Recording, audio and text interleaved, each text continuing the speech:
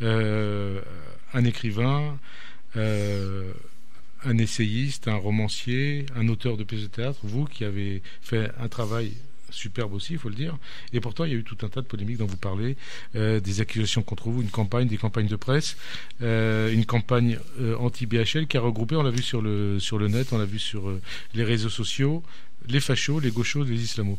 Oui, mais écoutez, oui. C'est un hasard ou pas? Non, bien sûr que non, c'est pas un hasard. Un symptôme n'est jamais un hasard. Donc là, oui, j'ai été, pendant ces quelques semaines, un symptôme de quelque chose, d'une rencontre qui est profondément enracinée dans le tissu politique français entre les trois forces dont vous parlez. Et dont on reparlera au cours de l'émission.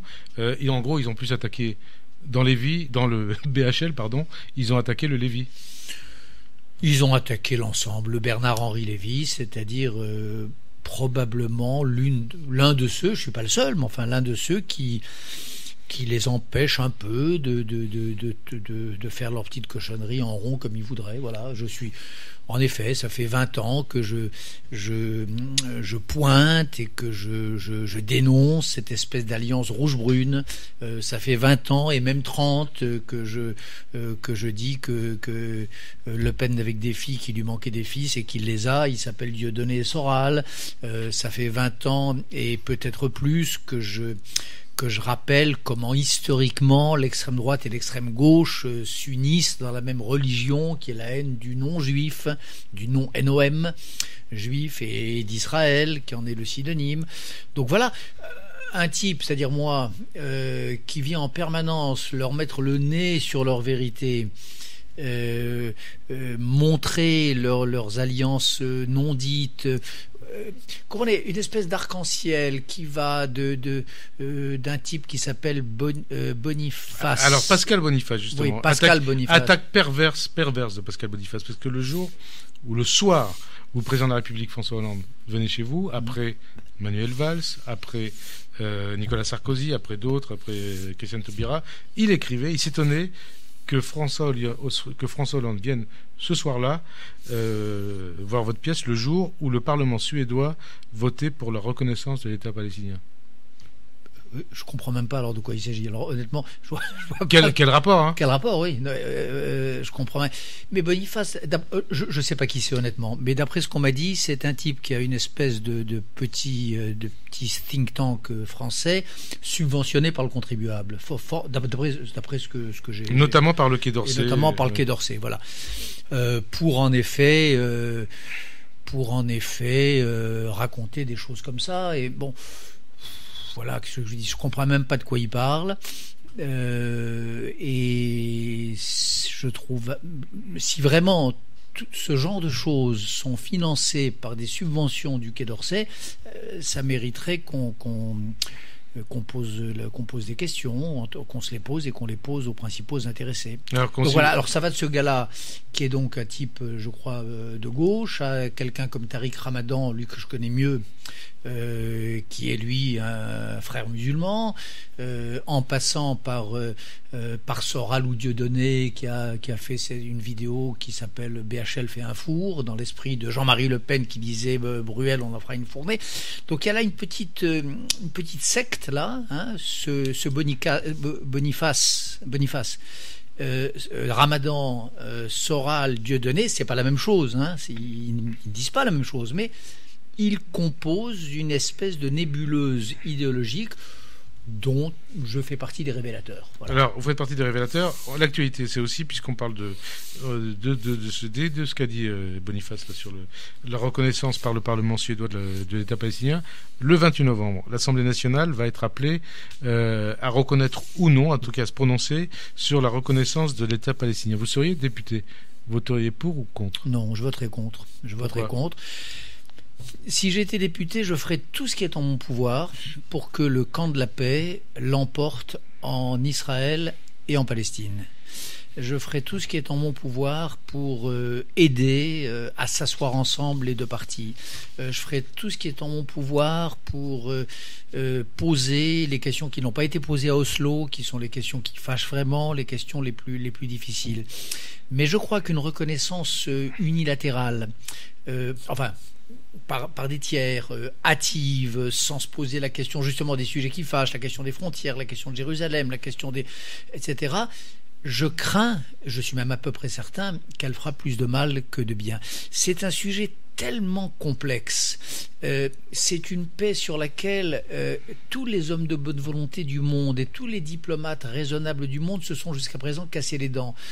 Je ne vois pas un parlement d'un pays quel qu'il soit, que ce soit la Suède ou la France, arriver comme ça avec des flonflons et des roulements de tambour, régler le problème en décrétant, en reconnaissant. C'est pas comme ça que ça marchera. Coup de gueule contre cette Europe poutinisée par rapport à ce qui ne se fait pas en Syrie ou en Ukraine, surtout en Ukraine. Coup de gueule aussi pour les Roms.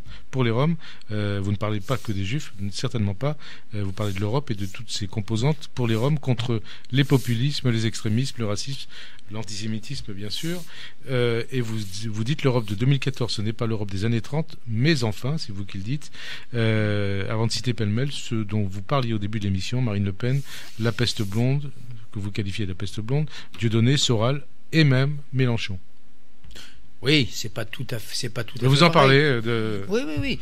J'en parle successivement, mais c'est vrai qu'il y a une espèce de rivalité mimétique entre Mélenchon et Marine Le Pen, une bataille autour du même électorat, des réflexes partagés, une façon de se défier l'un l'autre, qui, si M. Mélenchon n'y prend pas garde, pourrait faire de lui le jumeau de gauche de Madame Le Pen à droite. Mélenchon, je vais vous citer une phrase, une déclaration.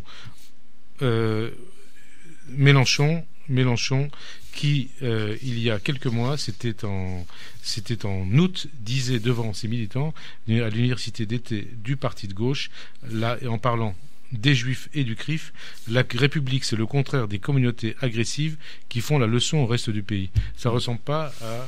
c'est ce que je vous dis, bien sûr. Une phraséologie au Roland Bien sûr, sans prendre au CRIF aujourd'hui, vous savez, là aussi c'est un symptôme et c'est un index, quoi. C'est un signe.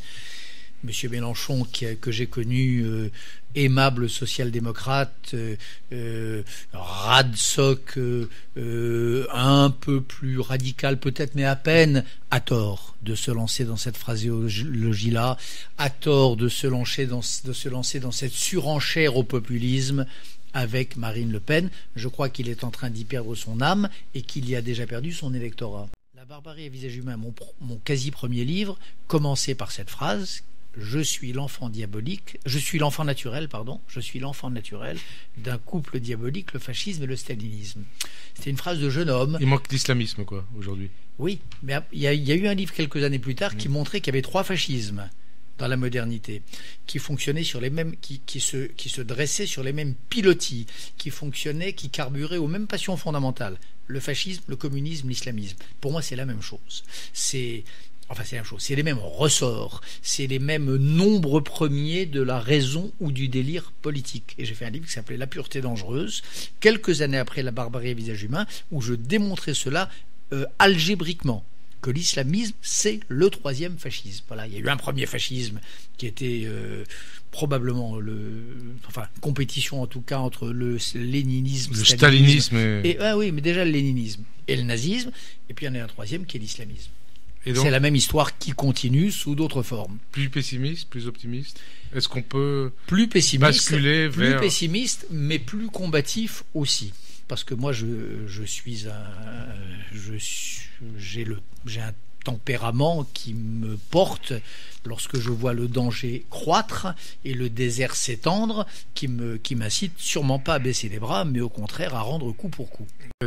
Notamment par rapport à l'accueil que vous avez en Tunisie ? Notamment face à l'antisémitisme en général, face au racisme en général, face aux violations des droits de l'homme en général. Je fais partie de ces intellectuels, on est quelques-uns, peut-être pas assez nombreux, qui pensent que c'est l'affaire de tous et pas de quelques-uns. Voilà, moi j'ai voulu passionnément et je veux passionnément la démocratie dans le monde arabe. Je veux passionnément que les Juifs puissent être en Europe et en France en particulier des citoyens heureux, tranquilles, qui puissent aller prier, qui puissent envoyer leurs enfants à l'école sans risquer la castagne et sans se demander s'il va pas falloir partir ailleurs, même en Israël. Je dis mondial parce que c'est magnifique d'aller en Israël. Le sionisme est une chose très belle quand c'est un sionisme de construction, quand c'est un sionisme pour aller faire Israël. Si c'est pour échapper au penchant criminel de la France démocratique, c'est terrible. Vous-même, vous y pensez? Vous y avez pensé? Vous y pensez pour plus tard? Non, mais pour l'instant, je vous répète, je crois que l'heure n'est pas venue de baisser les bras. Et dans le petit débat qui a eu lieu ces temps derniers, je ne crois pas qu'on est dans les années 30. Parce que la République tient, comme je vous le disais tout à l'heure, Manuel Valls, François Hollande, et même la droite. Rappelez-vous, quand Valls a interdit Dieudonné, tous les maires des grandes villes de droite française, Estrosi, Juppé, ont approuvé. Et 2, parce que les Juifs d'aujourd'hui ne sont pas les Juifs des années 30. Ils sont aguerris, ils ont des bons réflexes, ils connaissent l'odeur caractéristique de la saloperie et ils ne la laisseront pas passer cette fois-ci. Merci en tout cas Bernard-Henri Lévy d'avoir répondu à notre invitation. Alors les auditeurs qui nous écoutent ne pourront pas voir votre pièce parce que c'est la dernière séance aujourd'hui. Et en tout cas, ils peuvent lire votre livre, Hôtel Europe, c'est chez Grasset. Bonne fin d'après-midi sur Radio J en compagnie